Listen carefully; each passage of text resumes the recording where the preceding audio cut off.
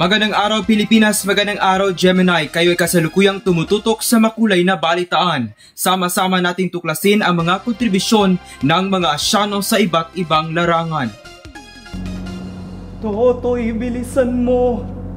Sa mundo ng panitikan, kung saan nagpapahayag ng kwento, nagsisilbing puso ng ating lipunan. Ang mga tula, dula, nobela at iba pa ay ilan lamang sa panitikan na naglalarawan ng ating karanasan, kaugalian at mga pananaw. Sa larangan ng palakasan, kung saan ang pagtsatsaga, disiplina at kompetisyon ay nakikita at naiintindihan.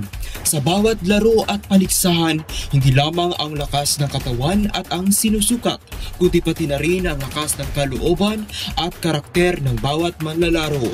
Ito ay hindi lamang nagbibigay ng aliw at kasiyahan, kundi nagpapalakas din ng samahan at pagkakaisa sa ating lipunan.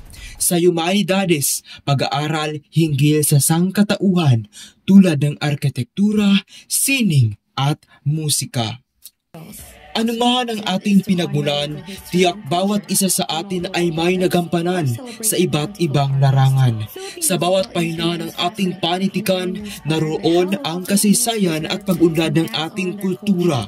Sa bawat pagtatanghal, nabubuhay ang ating kultura at nagiging bahagi ng buhay ng bawat manunood. Ang musika na isang daan para sa pagkikipag-ugnayan at pagkakaisa sa ating kapwa.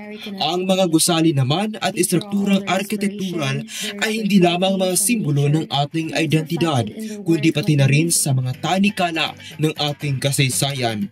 At sa bawat disenyo at estilo, nakikita natin ang pag-unlad at pagbabago ng ating lipunan.